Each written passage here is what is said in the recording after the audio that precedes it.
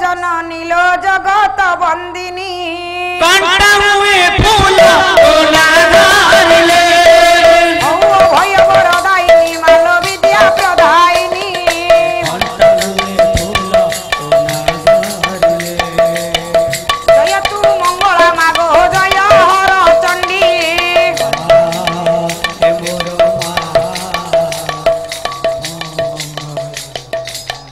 मो सन्थ समाज कल्याणी आज्ञा से दिन बेसाहारा होई न्यायवंत धर्मवंत राजा पाखरे जाई पहुंची जाइछि। राजा हेले विक्रमादित्य न्यायवंत धर्मवंत राजा शेषरे आशा बांधीची कल्याणी निश्चिंत भावरे राजांकर दरबार को गले राजा मते टिके न्याय देबे राजांकर पाखरे जाई सब कथा को कहिछि कहले अरे माँ एमिति कांदुच कहीं किए तमे कौन है तुमर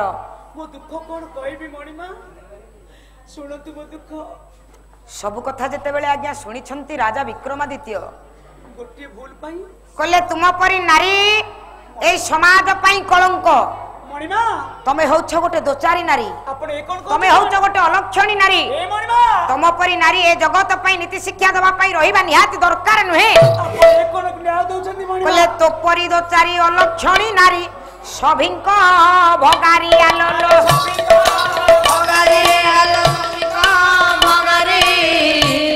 ये जाओ तू सड़क न देखाओ मुख जाओ तू बाहर तो परी दोचारी अलक्षणी नारी ए समाज पई कलंक केबे हेले तते न्याय देई परिबि नाही कल्याणी मो स्वामी को कथा माने मु किछि भूल करिनि मणिमा आपण मते ए राज्य रे तुम परी असती नारी रो कौनसी स्थान नाही मणिमा आपण माने आपण जने धर्मवंत न्यायपरायण राजा बोले केते आशा आकांक्षा नै आपण पाखु मु चली आछितिली धर्म सिंहासन रे बसी आपण धर्म विचार करूछंती मणिमा मो दुखटा गुटिके बुझिबा को चेष्टा करंतु मणिमा आपण माने आज्ञा टिके विचारवंत होंतु मन रे भाबिथिला राजांको पाखकु गले हे तो राजा मते न्याय देबे किंतु ए मणिमा राजांको निकट रे जेते बेले धार धार असुरर बारी गोटे बेसाहारा कन्यार बही चलीछि और भूल कर 8 दिनर कुलबधु सिना कल्याणी स्वामी को हेले चिंता करूछि कला राजांकर पाखकु गले राजा निहाती मते न्याय देबे मते टिके आश्रय देलनी राजा जेते बेले माल अविचार करिले रागी गला सेठी कल्याणी आज धर्म को साक्षी रखी मु कहला प्रकृत रे जदी मु सती नारी होइथिबी सती पतिव्रता नारी जदी मु होइथिबी मणिमा स्वामी बिना जदी अन्य पुरुष को भाबी नथिबी हे धर्म देवता आज मु तुमको अभिशाप देउची हे मणिमा सुमति मु आपन को अभिशाप दउची मणिमा धर्म जदी सत्य मोरी परी आपन करबे गुटे कन्या अछि कल्याणी मु आपन को अभिशाप दउची मणिमा जदी मु काया मन वाक्य पति सेवा करी सती नारी होई देबी मोरी परी आपन कर गुटे कन्या अछि दिन आसीबो कांदी कांदी ता दिन सरीबनी मणिमा मोर पूज्यस्पद गुरुदेवंकर लेखनी मनर धाड़ीटी मालो अभिशाप देला कल्याणी जेते बेले बेसाहारा गोटे कन्या हो जाए सेतिकी बेले निज सतीत्व ऊपर तार आसीगला साहस धैर्यर सहित से दिन राजा को अभिशाप देला कौन अभिशाप देला कहला रक्त नयने ये बेबी रक्त बदने नरे शंकुहासे कल्याणी हाय हाय शंकुहासे कल्याणी कल्याणी अरे नरे शंकुहासे कल्याणी आए कोराई निराश कलदा प्रकाश कला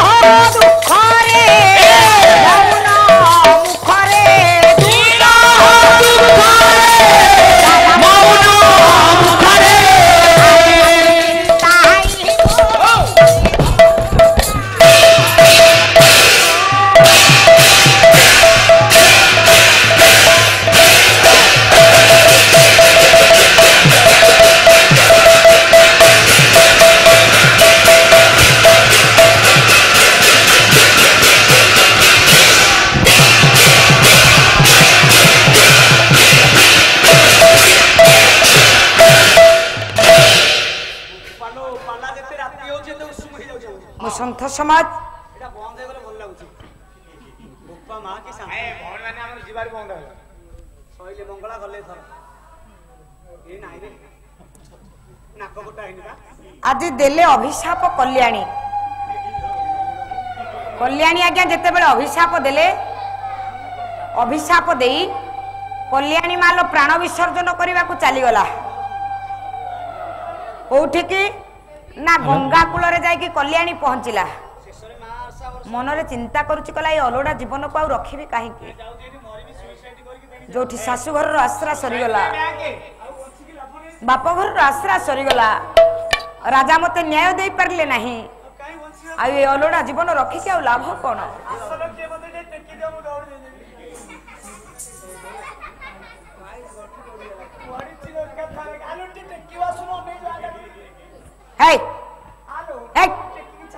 जे मरिब दौड़ी दब से टेक कौन कि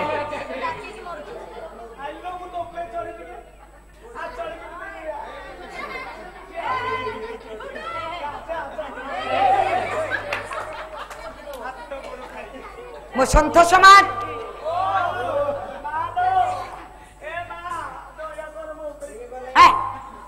गंगा कूल थाई कल्याणी स्तुति प्रार्थना करिला गंगा को डाकुछि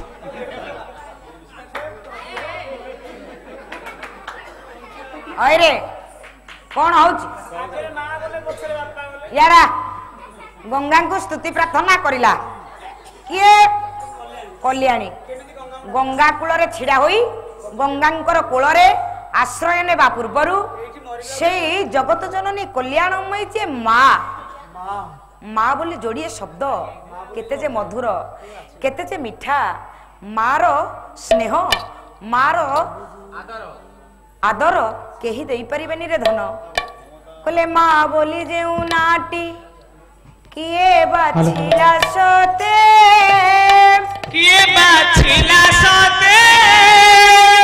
अमृत ठु बड़ी मधुर किछि न लागे मोते अमृत ठु बड़ी मधुर किछि न लागे मोते किछि न लागे मोते अमृत ठु बड़ी मधुर न लागे मोते आई नथिले के पाखरे बसी देव कुआई बसी देव कुआई पानी पड़ा ताकू पारिण किए देव कुआई कानी बड़ा को पारिण किए देव कुआई किए देव कुआई कानी बड़ा को पारिण किए देव कुआई अंडा टिके हेले केते जे राती अनिद्रा हुए राती अनिद्रा हुए राती अनिद्रा हुए मरिया उनाती सते बाछिब किए माँ परिया उनाती माझी रखिए आउ माझी रखिए माँ परिया उनाती सते माझी रखिए मार ममता मार स्नेह गंगा कूल छिड़ा है कल्याणी सतरे कौन माँ कोल कोलई नब जहाँ को पाषाण मूर्ति भाभी आपण माने मंगला सजाई पूजा करुछंती गंगा गुडी राखिला गंगा को स्तुति प्रार्थना करुछि आज कल्याणी केमिति बेसहारा हो जाइछि तीन कूलर आश्रा सरी जाइछि ए मा गंगा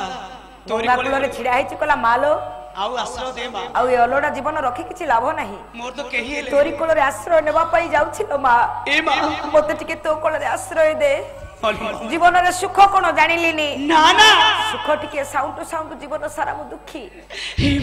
एमिति दुख जीवन नहीं बंचिबा अपेक्षा तो कोलरे सारा जीवन पई आश्रय नहीं जीवाटा भलो कले देवी सुरेश्वरी भगवती गंगे त्रिभुवन तारिणी तरल तरंगे त्रिभुवन तारिणी तरल तरंगे त्रिभुवन तारिणी तरल तरंगे देवी सुरेश्वरी भगवती गंगे त्रिभुवन तारिणी तरल तरंगे त्रिभुवन तारिणी तरल तरंगे त्रिभुवन तारिणी तरल तरंगे शंकर